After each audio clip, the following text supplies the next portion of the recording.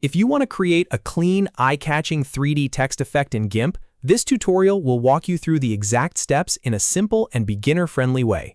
Whether you're making a thumbnail, a banner, a poster, or just experimenting with text styling, this is one of the easiest ways to turn flat text into something that looks bold, dimensional, and professional.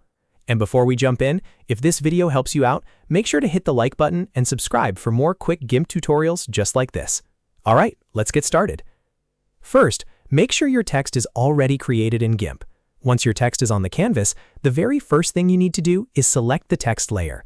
This is important because the effect only applies to the active layer, so double-check that the correct text layer is highlighted in the Layers panel before moving forward.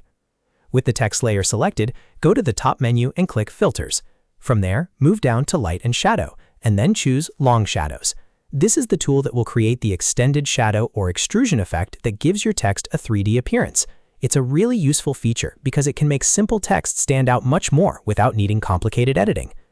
Once the Long Shadows window opens, look for the Style drop-down menu. Change the style to Finite. This setting helps create a more controlled, block-like depth effect, which is exactly what you want for a 3D text look. If you leave it on the wrong style, the effect may extend too far or look less natural, so Finite is the option to use here. Next, you'll want to choose the color for the extrusion.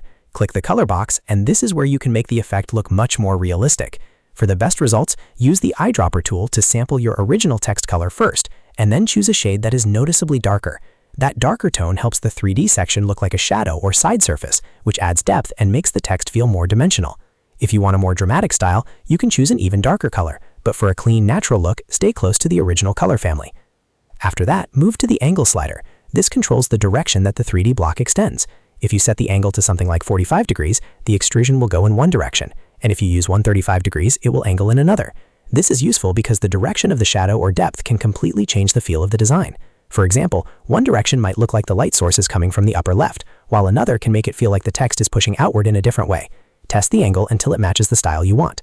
Then adjust the length slider. This controls how thick, deep, or extended your 3D block appears. A smaller value will give you a subtle shadow-like effect, while a larger value will create a much more dramatic and bold 3D text style. If you want something sleek and modern, keep the length moderate. If you want the text to really pop off the page, increase it a bit more.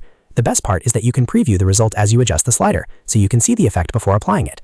Take a moment to fine-tune both the angle and the length until the text looks just right. The goal is to make the extrusion match the design you're working on, whether that's for YouTube thumbnails, social media graphics, logos, or title cards. Small changes here can make a big difference in the final result. Once everything looks good, click OK to apply the extrusion. Gimp will generate the 3D text effect based on the settings you chose, and your flat text will instantly have a much more polished and dimensional appearance.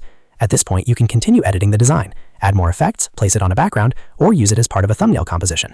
And that's how you create a 3D text effect in Gimp using the Long Shadows filter. It's fast, easy, and perfect for giving your text more depth without needing advanced design skills.